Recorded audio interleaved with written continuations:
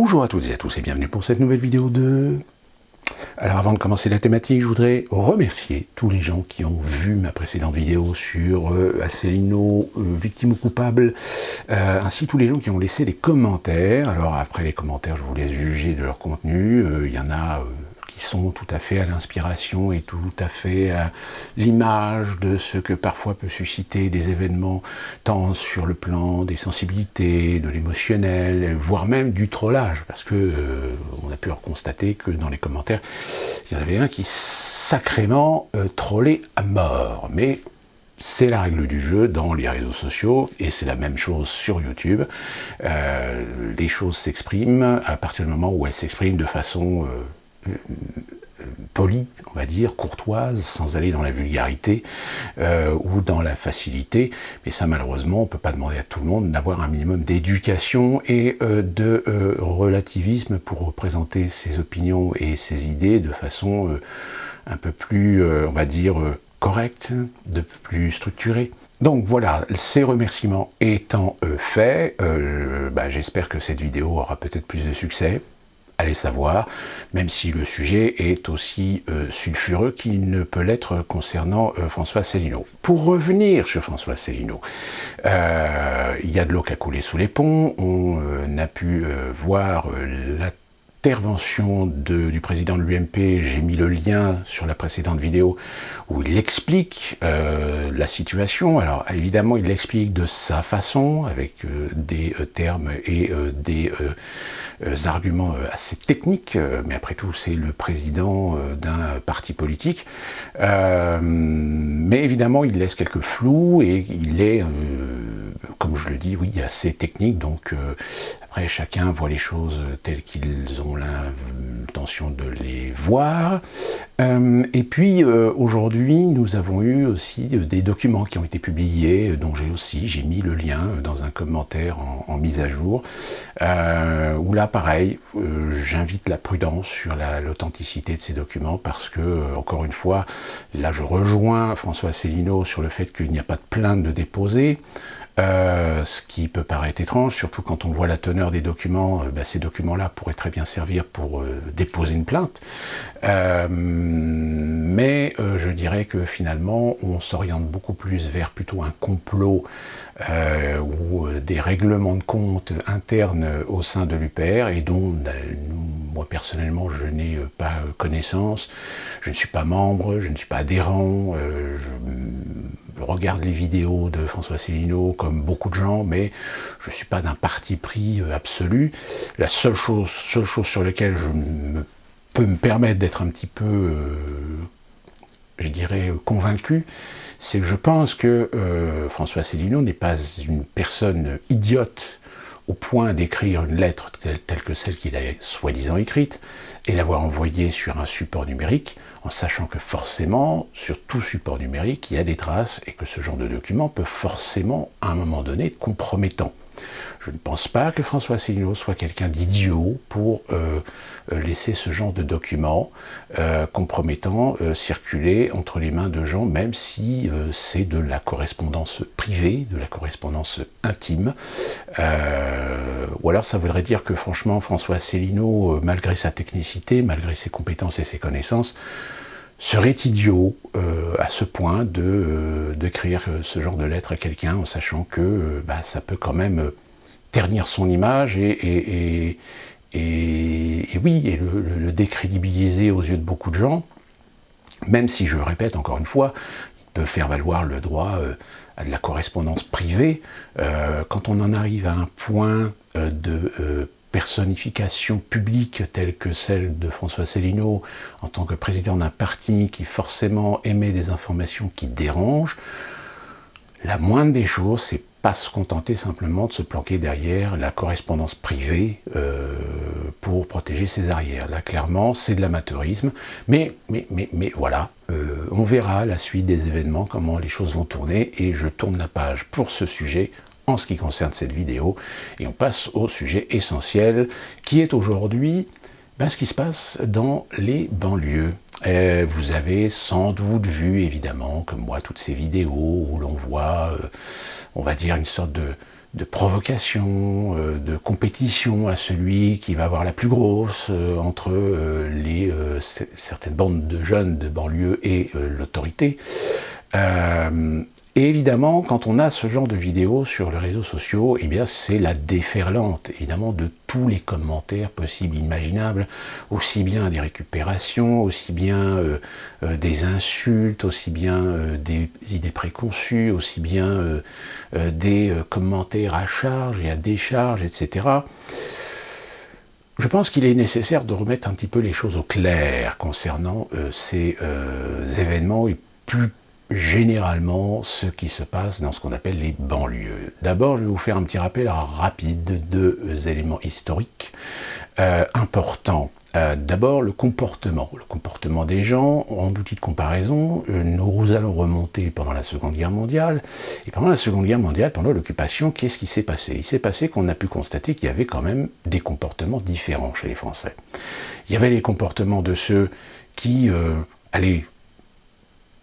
on peut les considérer à tort ou à raison comme passifs, c'est-à-dire qu'ils ne se sont pas trop mouillés dans le contexte et dans la situation parce que ils avaient des responsabilités ou alors ils avaient peur tout simplement de perdre les rares bénéfices qu'ils avaient, que ce soit pour eux-mêmes ou pour leur famille, donc ils n'ont jamais vraiment parti pris, ni collaboré, etc. Donc ils ont exprimé une certaine neutralité dans leur comportement pendant l'occupation. Et puis vous avez ceux qui sont des anonymes finalement. Les anonymes, c'est ceux qui sont restés relativement intègres à leur idée de liberté contre un occupant et qui ont agi à leur niveau, à différents niveaux, oui, de façon parfois risquée, parfois de façon plus discrète, on va dire.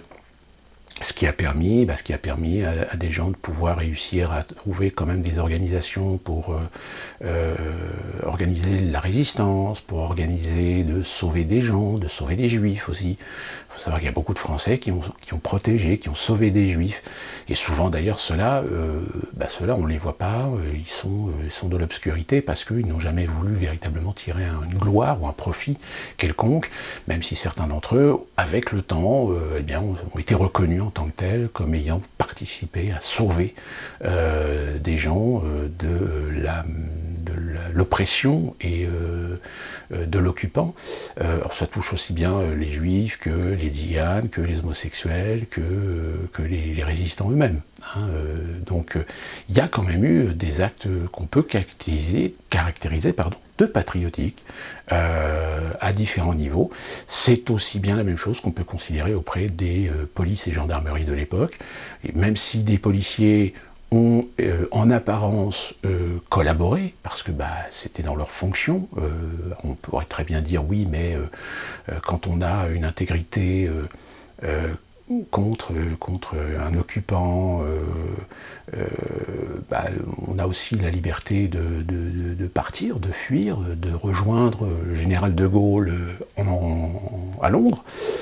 Oui, sauf qu'il y avait quand même des Français qui avaient des familles, qui avaient des responsabilités familiales, donc ils ne pouvaient pas comme ça partir sur un coup de tête et puis laisser femmes et enfants se démerder dans une France occupée avec toutes les conséquences économiques, politiques, idéologiques que cela impliquait.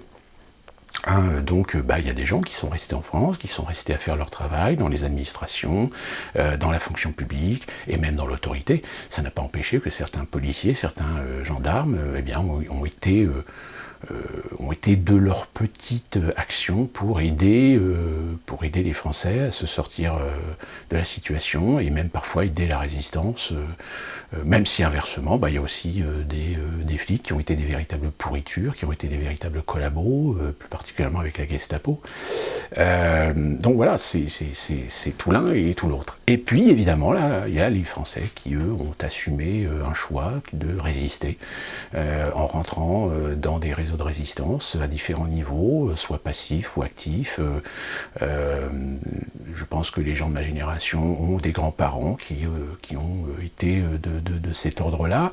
Il y a aussi, oui, des Français qui ont quitté femmes et enfants pour rejoindre la résistance française ou les forces françaises libres à Londres, malheureusement des fois en laissant leurs femmes et enfants, mais bon, voilà, c'est des choix et des décisions qui ne concernent que dans les conséquences que cela implique. Donc voilà, des comportements tout aussi différents et qui ne font pas une généralité. Parce que malheureusement aujourd'hui, quand on fait une référence à ce qui s'est passé en France pendant la Seconde Guerre mondiale, on a une fâcheuse tendance à faire des généralités sur le fait que la France a collaboré. Mais non, la France n'a pas collaboré. Pourquoi elle n'a pas collaboré d'elle-même? Tout simplement parce qu'elle était occupée.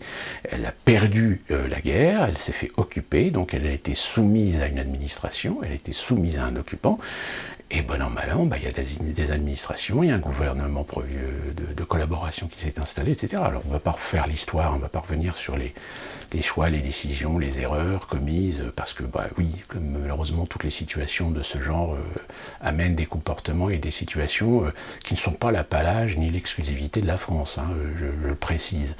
Et puis même après la guerre, lors de la libération, il y a eu aussi des comportements où des gens ont réglé des comptes, ont réglé des comptes avec leurs voisins en les dénonçant comme ayant été des collabos parce qu'ils ne pouvaient pas les voir en peinture, parce qu'ils les détestaient, etc. Alors qu'en réalité, ces gens-là n'avaient absolument rien fait, ils n'ont jamais été collabos, mais ils sont quand même passés devant soit des tribunaux, soit devant la justice, par dénonciation. Et ce genre de comportement n'est pas exclusif à cette époque, il y a ce contexte, c'est un comportement qu'on retrouve encore aujourd'hui dans notre époque moderne. Je rappelle ce qui s'est passé aux États-Unis après les événements du 11 septembre, après que l'État fédéral a décrété le Patriot Act, il s'est trouvé que le FBI a été complètement débordé par des dénonciations d'Américains sur leurs voisins, leurs amis, ou sur des gens qui ne pouvaient pas blairer, et qui ont été arrêtés, alors suivant les degrés d'information, d'éléments, etc., certains ont été relâchés, d'autres ont été emprisonnés, ce qu'on appelle en France provisoire. Sauf que le problème, c'est qu'après enquête, le FBI s'est rendu compte que ces gens n'avaient absolument aucun lien avec le terrorisme, etc. Sauf que pendant ce temps-là, ces gens-là ont perdu leur boulot, ont perdu leur intégrité, ont perdu parfois même leur maison, leur famille, etc. Donc, vous voyez, ce genre de comportement n'est pas l'exclusif de la France. Même aux États-Unis, ce genre de comportement a été aussi notifié dans une époque pas si lointaine, et c'est encore vrai, encore aujourd'hui, dans les attitudes aussi stupides et aussi, pourries, on va dire. Alors pourquoi je fais ces références historiques? Je vais vous faire une deuxième référence historique.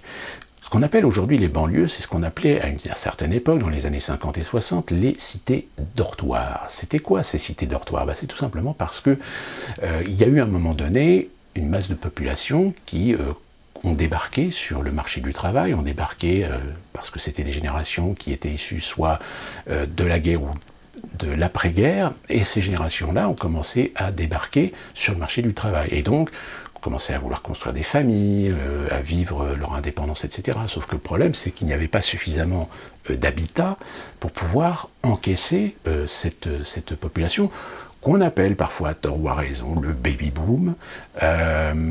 Et donc on a construit dans des banlieues tous ces complexes, tous ces immeubles, ce qu'on appelle plus vulgairement aujourd'hui des cages à lapins, disons-le clairement.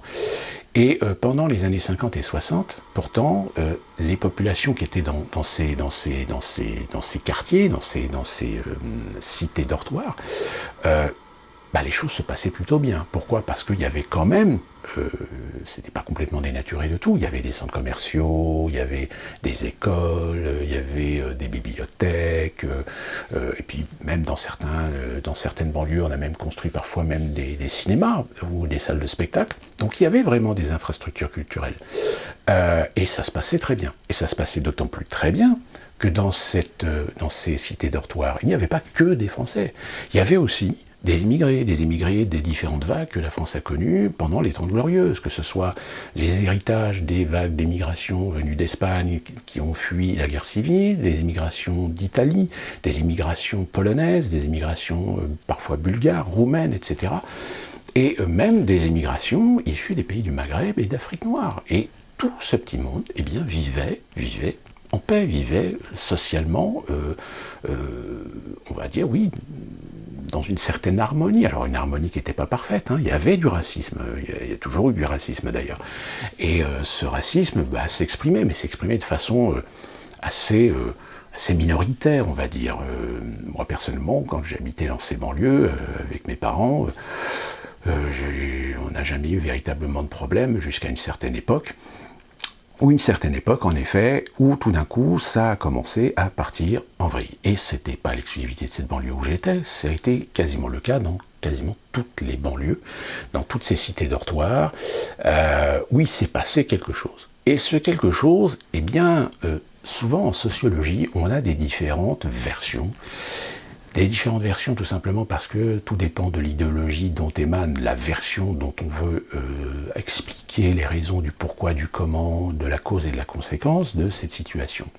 En réalité, on peut dire déjà qu'il y a un problème qui a été une cause culturelle. Culturelle pourquoi? Tout simplement parce que si pendant 2 décennies, des Maghrébins, des Noirs africains ont côtoyé des Polonais, des Portugais, des Italiens, des Espagnols et des Français, et que les choses se passaient plutôt bien, socialement parlant, dans une collectivité organisée, on va dire, qu'est-ce qui a fait qu'à un moment donné, c'est parti en vrille? Eh bien, c'est parti en vrille, comme je l'ai dit, certainement pour une cause culturelle. C'est-à-dire que les nouvelles générations, ces générations qui sont nées en France, donc qui sont français, ont à un moment donné quitté le principe de l'assimilation. Cette assimilation qui faisait qu'en effet, on disait clairement aux immigrés, vous venez en France, vous habitez en France, donc vous respectez les règles de la République, l'histoire de la France et de sa culture. On ne vous interdit pas de renier vos cultures et vos origines, on vous dit simplement, dans le secteur public, dans l'espace public, il y a des comportements à avoir, il y a des lois à respecter, et même dans les milieux collectifs. Point. C'est exactement ce qui se passe ici aux États-Unis.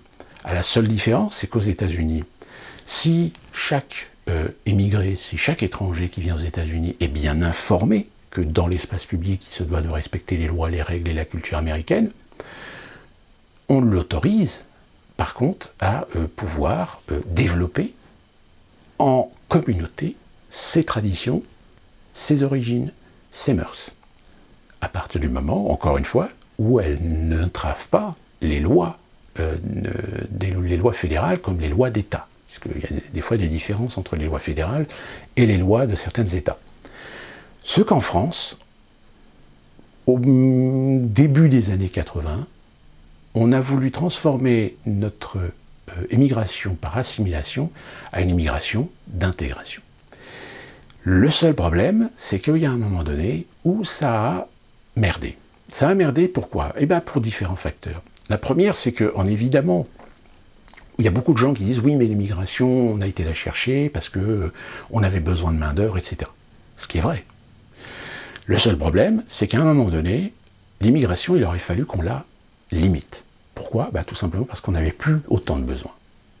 On n'avait plus autant de besoins, on n'avait plus autant de boulot dans les années 70. Dans les années 70, tout d'un coup, le plein emploi, il est tombé en panne. Et là, le chômage a commencé. Donc à partir du moment où vous avez du chômage, alors évidemment, du chômage dans certains secteurs, on entend de loin déjà, là, les gens disent « oui, mais on a filé aux émigrés des boulots que les Français ne voulaient pas faire ». Ce qui est vrai, dans un sens, mais après, tout dépend aussi de l'évolution des catégories sociales par rapport à l'évolution dans l'échelle sociale. C'est-à-dire que si des Français réussissaient à évoluer dans l'échelle sociale grâce à de l'éducation, grâce à l'accès à l'université, etc., les enfants d'émigrés, eh bien les enfants d'émigrés avaient exactement les mêmes chances.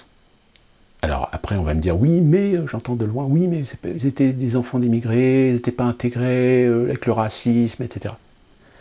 J'ai envie de dire, pourquoi est-ce qu'aujourd'hui en France, quand on s'appelle Pawlowski, Jelinski, quand on s'appelle Conti, Garcia, ou je ne sais quel autre nom dont ne trompe pas sur l'origine familiale, sur l'origine de quel pays la famille vient, ils sont pourtant français. On ne fait plus aucune différenciation par le nom, qui en effet indique que c'est une personne dont l'origine familiale est étrangère, mais il est français. Il est légal de n'importe quel autre français qui s'appelle Dupont, Durand, ou Philippe, ou ce que vous voulez. Alors pourquoi? Pourquoi eux ont réussi, non sans mal, à réussir à s'intégrer dans la société française, dans sa culture, dans son histoire, etc. Et qu'à un moment donné, sur une génération, dans les années 70, il y a un moment donné où ça a merdé au niveau des musulmans maghrébins, des musulmans, musulmans maghrébins et afro-américains et afro-africains. S'il y a quelqu'un qui a une réponse à la question sans tomber dans le cliché du racisme, de la discrimination, etc. Parce que ça, c'est quelque chose sur lequel, dans les années 80, on a énormément joué. Et d'ailleurs, la conséquence qu'on peut voir aujourd'hui, c'est que vous avez des gens qui sont complètement conditionnés, parce que là, c'est du conditionnement, à ces arguments-là. Qu'aujourd'hui, si les jeunes foutent le bordel, s'il y a de la racaille, qui est majoritairement issue de l'immigration, c'est parce que dans les années 70, c'est à cause du racisme. Et un racisme qui s'est perpétué de génération en génération. Non. Attendez, les Portugais, les Italiens, etc., ont eu aussi ces périodes où ils ont été soumis et ont été victimes du racisme. Et pour autant, aujourd'hui, leurs générations futures se sont très bien intégrées à la société française. Alors, évidemment, vous allez me dire, oui, mais ils n'ont pas les mêmes origines ethniques. Plus particulièrement les origines religieuses. C'est-à-dire l'influence religieuse dans les sociétés. En effet, si on parle d'espagnol, si on parle d'italien, si on parle de polonais, de bulgare, de roumain, etc., c'est quand même des gens qui viennent de pays avec des cultures énormément influencées par la chrétienté. Contrairement aux musulmans, qui sont des musulmans avec l'islam. Puisque j'ai posé une question dans une ancienne vidéo et personne ne m'a répondu. Si vous avez une réponse à cette question, je vous en prie, répondez-moi à cette question. Si un musulman ne croit pas en Dieu, et donc par conséquent ne croit pas en l'islam, est-ce qu'il peut prétendre être encore un musulman? La question est posée. Je ne suis pas musulman. Je l'ai posée à 2 amis musulmans, ils m'ont donné leur propre réponse. Mais j'attends de savoir si parmi vous, il y en a certains qui sont capables de me répondre à cette question. Est-ce que quelqu'un qui est musulman de naissance, mais s'il ne croit pas en Dieu, s'il ne croit pas en l'islam et au Coran, si c'est un athée finalement, mais un athée musulman, quoique un athée musulman c'est un pléonasme, excusez-moi de ce pléonasme, est-ce que dans la communauté musulmane, est-ce que dans l'islam, est-ce qu'on reconnaît le côté apostat finalement de certaines personnes nées musulmanes mais qui ne croient pas en Dieu? La question est posée. Parce que ça aussi, c'est aussi un détail qui est très important dans les relations sociales dans ces communautés, dans les communautés musulmanes. Parce que on peut dire ce qu'on veut, on peut protéger en effet l'islam, les musulmans, que la majorité des musulmans ne sont pas des racailles, ne sont pas des délinquants, etc. Parce que malheureusement, en effet, dans les réseaux sociaux concernant les problèmes dans les banlieues, ça aussi, il y a aussi cet amalgame, il y a aussi cette généralité qu'on essaie de mettre dans l'esprit des gens, ce qui fausse en effet tout le débat. Pour vous donner une expérience personnelle, il se trouve que j'ai tweeté une fois sur le fait que les jeunes qu'on voyait dans les vidéos, etc., déjà le nombre, ils sont très peu finalement. C'est-à-dire que c'est une infime minorité d'individus qui font ce genre de provocation. En plus, ils utilisent des feux d'artifice. Bon, je peux vous garantir une chose, c'est que des feux d'artifice vaut mieux des feux d'artifice que des armes. Parce que des armes, puis même des armes d'assaut, dans les banlieues, il y en a. Je veux dire, moi j'ai quitté la banlieue, là où j'habitais, dans les fin des années 70, début 80 je crois, me souvenir, mais j'ai gardé des liens, j'ai gardé des relations avec des personnes qui vivaient dans ces milieux-là, et même j'ai côtoyé des gens qui avaient des activités illicites, on va dire, et ils m'ont conforté dans cette idée de ces marchés parallèles qui existent dans les banlieues, et donc par conséquent des marchés sur les armes. personne d'informé et d'averti ne sera surpris de savoir qu'il circule des armes de poing et des kalachnikovs dans les banlieues. Sauf qu'évidemment, ceux qui possèdent ces armes-là ne les confient pas, justement, à ceux qui font les cons dans les rues. Parce qu'ils savent que malheureusement, ça risquerait de mal finir.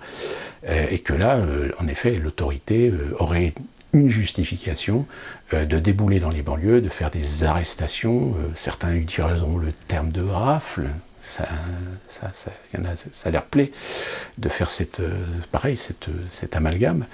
Donc on en revient toujours au même problème, c'est qu'aujourd'hui, on est en face de deuxième, troisième, quatrième génération qui sont la conséquence et l'héritage de cette rupture. Une rupture qui a différentes causes, qui a des causes familiales, c'est-à-dire des parents qui, vivant en France, parfois même ont émigré en France en espérant donner justement une chance à leurs enfants de faire des études, d'avoir des libertés, contrairement à ce qu'ils vivaient dans leur pays. Mais certains ont réussi. Hein. Je veux dire, il y en a qui ont réussi à faire en sorte que leurs gamins réussissent à accéder à une échelle sociale, non sans mal. Ça a été 2 fois plus dur pour eux, parce qu'évidemment, quand on s'appelle Rachid, Karim, Amina, ou des noms comme ça, c'est évidemment que dans les années 70-80, c'était plus dur pour eux de se faire respecter, et c'était plus dur pour eux d'avoir le droit à l'égalité, à la considération dans l'équité. Mais les choses, à un moment donné, il y a eu des politiques, il y a eu des idéologies qui ont imposé de ne plus faire ces considérations et de considérer tout le monde au même niveau. En pratique, ça a été une autre histoire, mais en théorie, les outils étaient là. Mais encore une fois de plus, il y a un moment donné où, chez certaines générations, chez certaines personnes, il y a eu un raté. Les parents ont démissionné. Les parents ont été dépassés par les événements. Et la preuve en est, c'est que, regardez bien des fois ce qui arrive, avec certains qui se prétendent un peu des caïds. Si vous avez l'occasion de les voir avec leur famille, surtout quand ils ont leurs parents encore vivants, vous constaterez qu'en règle générale, avec les anciens, là, ils sont en effet, ils sont adorables, ils sont gentils, ils sont respectueux, ils sont polis envers les anciens. Mais dès qu'ils sont dehors, alors là, c'est le phénomène de bande. Parce que ce phénomène de bande, il est aussi très omniprésent. Moi, je sais d'expérience qu'un certain nombre d'entre eux, quand ils étaient en bande, c'était des véritables petites merdes. Mais quand vous arriviez à les prendre indépendamment de la bande, et que vous arriviez à discuter, à mettre une communication entre eux de confiance, je peux vous garantir que finalement, les gamins, ils sont pas cons. C'est qu'à un moment donné, il y a eu un raté. Il y a eu un raté, soit au niveau de l'éducation nationale, parce que justement, il y a eu en effet une responsabilité au niveau de l'éducation nationale. C'est évident de ne pas avoir su à un moment donné mettre le haut là. Il y a la responsabilité aussi parentale, c'est-à-dire que les parents, complètement dépassés, complètement débordés, n'ont pas su voir le problème. Donc il y a beaucoup de facteurs qui rentrent en ligne de compte sur le plan social, sur le plan de l'éducation, qui fait qu'aujourd'hui, on récolte ce qu'on a semé, c'est-à-dire un laisser-faire, qui aujourd'hui nous amène deuxième, troisième génération d'individus qui sont complètement, des fois, désociabilisés, qui sont même, limite, on parle de sauvagerie. Si dans les années 90, on parlait de délinquance, je me souviens des grands frères qui nous disaient, attention, pour l'instant, les jeunes ados, dans les années 90, encore on arrive à les maîtriser, on arrive à les ramener, à les récupérer avec le temps. Mais ils nous disaient, les grands frères, ils nous disaient, mais par contre, les futures générations, mais il y en a certains, c'est irrécupérable. C'est des véritables sauvageons, il y en a certains qui deviendront de véritables petits barbares.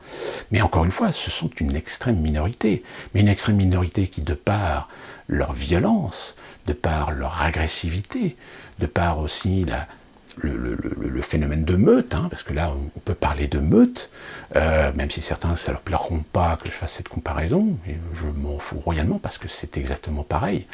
Il y a des comportements gratuits, il y a des comportements complètement illogiques que vous autres peut-être en tant qu'individus sensés, individus réfléchis, etc., vous-même ne comprenez pas la démarche.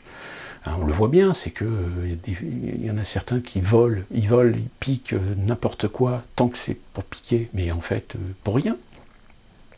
Et avec toutes les anecdotes que certains d'entre vous, comme moi, ont pour avoir travaillé dans des établissements recevant du public.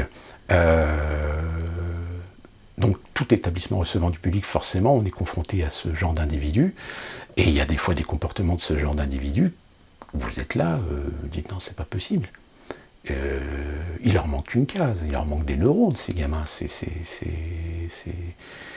Donc encore une fois de plus, on en revient à l'éducation. Sauf qu'aujourd'hui, on est arrivé à un point où crise économique aidant, crise sociale aidant, crise identitaire aidant, toute action de quelques dizaines de gamins dans une banlieue qui tirent des feux d'artifice contre la police, ça prend des proportions énormes, surtout en période de confinement, où là évidemment on fait la comparaison en disant il y a des gens qui ramassent des amendes pour juste avoir sorti leur chien, ou juste parce que le mec il veut aller visiter sa femme qui est morte il y a 3 jours au cimetière, 135 balles. Boum. Et à côté de cela, on laisse des jeunes circuler comme ça, et surtout le soir, et faire leurs conneries. Alors évidemment, ça génère un manque d'équité, ça génère un déséquilibre. C'est-à-dire d'un côté, vous avez des gens, français ou étrangers, qui respectent le confinement, et de l'autre, vous avez même l'autorité qui dit attention à la police, surtout n'intervenez pas, ne provoquez pas, parce que on risque d'enflammer ces quartiers. Le problème, c'est que malheureusement, aujourd'hui, on ne fait que confirmer ce qu'on sait depuis des années, c'est-à-dire que vous avez des zones de non-droit, c'est-à-dire des zones où la loi ne s'applique plus, c'est-à-dire la loi de la République ne s'applique plus. Et ça va encore plus monter crescendo avec l'arrivée du Ramadan. Parce que l'arrivée du Ramadan, évidemment, même si la majorité des musulmans, je le répète, resteront respectueux des lois de la République et respectueux du confinement, malheureusement, vous savez aussi bien que moi que dans l'islam, vous avez un courant qui est un courant radical, qui est un courant islamique, entre guillemets, et qui va profiter de la situation pour faire de la provocation. Parce que déjà, on le sent venir, on nous a déjà même préparé psychologiquement. Regardez cet article était sorti concernant la messe de Pâques qui avait été organisée dans une église réputée conservatrice. Donc forcément, si c'est une église réputée conservatrice, c'est normal qu'ils fassent la messe de Pâques, mais qui était une messe de Pâques annoncée et filmée en direct. Et il y avait, dans l'église, il n'y avait en fait que des ecclésiastes, c'est-à-dire qu'il n'y avait que le personnel du diocèse de cette église. Il n'y avait pas du tout mince, j'ai perdu le mot. Pas de croyants, il n'y avait pas de fidèles. Voilà, je cherchais le mot. Donc il n'y avait pas de fidèles dans l'église. Mais on a tricoté un petit peu l'article en disant regardez, les catholiques ils ne respectent pas le confinement, etc. Il y a une autre église également où il y a eu une messe, mais la messe était faite toujours par les ecclésiastes, il n'y avait pas de fidèles dans l'église, et pareil, on a monté ça en mayonnaise pour préparer le terrain, pour dire les premiers qui vont commencer à faire des rassemblements pour le ramadan, pour des prières, etc., de rue, etc., pour dire on leur laisse le droit de le faire, puisque vous avez vu, les catholiques, ils le font. Oui, sauf qu'ils l'ont fait, mais sans fidèles. Alors que là, ça va être fait avec des fidèles. Donc, vous voyez, c'est encore une fois de plus, il y a une émasculation qui ressort dans la façon de gérer les choses, et ça va en rajouter encore plus envers une haine envers les musulmans, envers l'islam, etc. Donc, tout ça, évidemment, est amalgamé aussi à ces actes commis dans les banlieues par ces jeunes. Alors que la majorité de ces jeunes, même si ils vous balancent des mots en arabe, si vous chantez à la Akbar, si ils vous lisent sur le Coran, je vous promets que, etc. Il y en a qui me l'ont fait, hein, je vous le dis très sincèrement. Mais en général, c'est de l'opportunisme. C'est-à-dire qu'ils se cachent derrière l'islam, ils se cachent derrière le fait qu'ils sont musulmans de naissance, Mais en général, niveau religieux, c'est peau de balle. Hein, vous voyez ce que je veux dire? Mais évidemment, ce sont des opportunistes. Ils se servent de leurs origines, ils se servent de l'origine de leur famille, comme étant musulmans, pour se protéger derrière. Et puis évidemment, derrière, quand il suffit qu'il y ait un problème de sécurité et qu'il y a des incidents et des accidents, comme il y a eu récemment avec ce monsieur de 30 ans qui s'est planté en moto. Après, tout le monde dit oui, mais c'est parce qu'il y a eu un coup de portière, etc. Mais attendez, quand il y a du délit de fuite, en général, tout délit de fuite, il y a un moment donné où vous dépassez une ligne rouge. Et à partir du moment où vous dépassez la ligne rouge, tout peut arriver. Vous pouvez être accidenté, vous pouvez être tué, etc. C'est dans le feu de l'action. Et c'est le risque. C'est le risque, je dirais pas du métier, mais c'est le risque de la situation. Sauf qu'à chaque fois, quand la victime est issue des banlieues, ou voire même un musulman, un jeune arabe ou un jeune noir, voilà, je vous fais pas un dessin, on est toujours dans le même schéma. Ça aurait été un asiatique ou un nordique, un natif, tout ce que vous voulez, on n'en ferait pas tout un pataquès, mais parce que voilà, le sujet des Maghrébins, de l'immigration, des Français musulmans est un sujet aujourd'hui devenu extrêmement sensible et sujet à beaucoup de manipulations, dont d'ailleurs si certains voient cette vidéo, je suis sûr qu'ils vont s'empresser dans les commentaires tout de suite à cracher leur venin sur ce que je viens de vous dire, de ce que je viens de vous expliquer, en disant que je fais le jeu de telle idéologie, etc. Alors pas du tout, je présente simplement des faits, hein, les faits qui sont parfois un petit peu occultés d'ailleurs par certains sociologues, parce que ces sociologues servent la soupe de la bonne pensée unique, mais fatalement, il y a un moment donné où, à force de jongler avec les sensibilités, les émotions des gens, ça va mal finir. Ça va mal finir. C'est-à-dire qu'aujourd'hui, la situation est que y en a un qui va se faire monter le bourrichon, qui va prendre le fusil, qui va tirer dans le tas. On n'en est pas loin. On n'en est pas loin. Faire l'outil de comparaison avec ces petits bourgeois bobos du 18e qui se mettent à danser, mais là encore, ils ne font que danser. Qu'est-ce qu'il y a de méchant? Si ce n'est en effet de se contaminer, de contaminer les autres. Oui, en effet, c'est idiot, mais ça ne change en rien les comportements qu'on a habituellement, même en dehors d'une pandémie. Ce genre de comportement, il est répréhensible. Mais pourquoi est-ce qu'on ne fait rien? Pourquoi est-ce qu'on ne dit rien? Parce qu'à un moment donné, il y a des intérêts idéologiques, des intérêts politiques, économiques surtout, parce que l'économique aujourd'hui ne va pas se gêner aussi pour faire ses influences, pour essayer de tirer du profit de la situation. Je veux dire, quand on ouvre un McDonald's et puis que vous avez une queue pas possible de bagnoles au drive du McDonald's, c'est qu'à un moment donné, on est en droit de se poser la question sur les modèles et les modes de consommation de certaines personnes qui vont se ruer dans un McDonald's. Pourquoi un McDonald's? Alors que vous pouvez faire des courses dans les supermarchés et faire votre bouffe chez vous, non? Faciliter McDonald's. Et je vous rassure, aux États-Unis, c'est exactement pareil. Toutes les chaînes de restauration rapide qui sont ouvertes avec des drives, à partir de 4h30 de l'après-midi, c'est déjà la file d'attente, c'est le défilé. Donc, vous savez, c'est le modèle de la malbouffe qui s'est très très bien exporté en France, malheureusement. Mais pour revenir donc au sujet du problème des banlieues, c'est un problème qu'on a depuis, on va dire 40 ans. 40 ans sur lequel se sont incrémentés des intérêts politiques. Parce qu'évidemment, l'intérêt politique aujourd'hui, c'est de ne pas blâmer ou de ne pas résoudre des problèmes liés à des communautés sur lesquelles les politiques comptent pour des échéances électorales. Aujourd'hui, on sait pertinemment qu'il y a beaucoup de politiciens qui comptent sur le vote musulman pour se sauver de leur situation. Parce que quand on voit les chiffres, excusez du peu, mais aujourd'hui...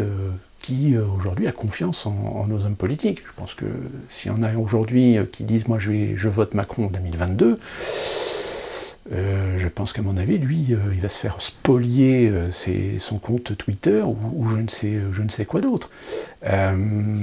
Donc voilà, ce problème des banlieues, c'est pas si simple, c'est pas aussi se résumer à des problèmes de racisme vis-à-vis de la communauté musulmane, se résumer à des jeunes de banlieue qui sont en réalité des petits délinquants. C'est des petits délinquants. Qu'est-ce qu'ils font en général? C'est qu'ils s'amusent à casser tout et n'importe quoi. Alors évidemment, tout et n'importe quoi, c'est parfois la voiture du pauvre mec qui a besoin de sa voiture pour aller travailler, ou même sa voiture est son outil de travail, et qui va tout perdre.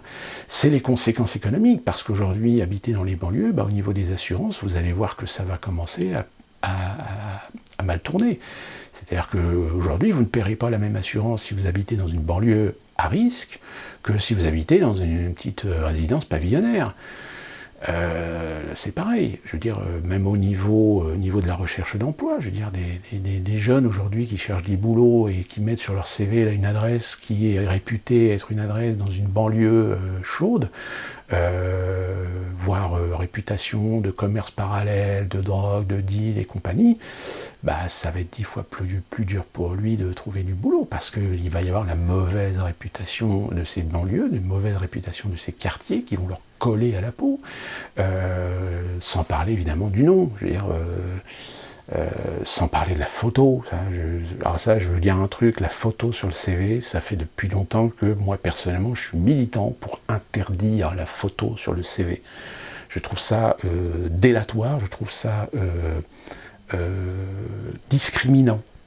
Mais là, ça c'est vraiment de la discrimination. Mais vous voyez encore là, la motivation de l'autorité à lutter contre les discriminations. Pourquoi aucun gouvernement n'a voté une loi pour interdire la photo sur un CV? Voilà, non, je vous lâche celle-là, pour que vous réfléchissiez bien. Donc ça veut dire qu'il y a bien de la manipulation, il y a bien un intérêt idéologique à manipuler les gens et à monter les gens les uns contre les autres. Parce que c'est ça le but, c'est diviser pour mieux régner. Diviser pour mieux régner, comprenez bien ça. Parce que vous allez voir que c'est bien ça, le fond du problème. C'est pas un problème de délinquance, c'est pas un problème de jeunes... c'est un ensemble de facteurs qui, là, dans cette vidéo, j'espère que je vous ai donné quelques éléments de réflexion pour ça, pour pas tomber dans les pièges, parce que les pièges, il va y en avoir de plus en plus, pour essayer de protéger justement cette idéologie qui consiste à vous incrémenter ça dans la tête, et vous convaincre même que ce que vous êtes laissé incrémenter dans la tête est la vérité, alors que ça ne l'est pas. Il y a toujours des facteurs qui expliquent le détail, le contexte, la situation. Et malheureusement, les médias aussi font leur part de travail pour de désinformation, de manipulation, etc. Et plus les réseaux sociaux, l'internet, alors là, on est vraiment dans le summum de tout, où là, il ne faut pas du tout prendre comme argent comptant tout ce que vous allez voir et tout ce que vous allez lire, et savoir rester mesuré, savoir prendre du recul sur les choses. Et si vous avez des commentaires, laissez-les, donnez votre avis sur la question, donnez votre avis sur votre perception de la chose, et pour ceux qui feraient preuve de vulgarité et vouloir m'étiqueter ou me cataloguer, vous parlez sans savoir finalement, parce que ça sera tout aussi ridicule et tout aussi amusant de voir avec quel aplomb vous croirez pouvoir convaincre le lecteur de votre étiquetage en ce qui me concerne. Pas très intelligent, souvent, et voire même des fois laisser des commentaires qui sont à l'image par un certain vocabulaire, donner un peu une impression de savoir déterminer quel type d'individu vous pourriez être. Voilà. Personnellement, j'essaie de relever de temps en temps, j'essaie temporiser, j'essaie d'argumenter, d'essayer de ramener un petit peu de la raison et du bon sens, essayer de relativiser les choses par rapport à ces gens, mais il y en a qui sont irrécupérables. Faites attention parce qu'il y en a qui sont des trolls aussi, c'est des spécialistes, hein, c'est des spécialistes de justement de jouer avec vos émotions, de jouer avec vos sensibilités, de jouer avec les cordes sensibles, pour vous amener justement à vous énerver, puis vous faire regretter des propos, pousser à en venir de vulgarité, etc. Et finalement servir leur soupe idéologique de systématiquement étiqueter les gens de ce qu'ils prétendent avoir la vérité de pouvoir faire. Voilà, soyez attentifs, suivons un peu l'évolution des événements, même si pas très confiant sur l'issue bénéfique de ce qui risque d'arriver dans les semaines à venir, voire dans les mois à venir, quand le déconfinement va se produire, parce que malheureusement, va y avoir des effets boomerang, va y avoir des retours de bâton, et des retours de bâton sévères, qu'il va falloir percevoir de façon attentive, et surtout ne pas plonger la tête la première dans ce que je vous dis hein, très souvent, éviter la réaction passionnelle, la réaction émotionnelle, parce que c'est aujourd'hui quelque chose qui est très exacerbé, et on peut le voir d'ailleurs dans les réseaux sociaux, la façon dont les gens parfois répondent, affirment, infirment,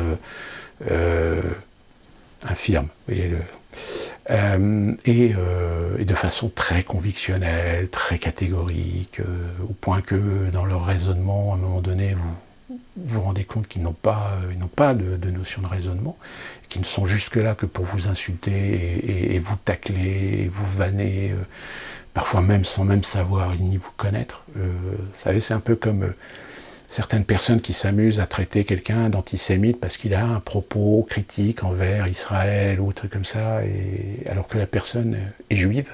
Oui, voilà, ça arrive, hein, malheureusement, c'est ça, quand on est con et on le reste toute sa vie.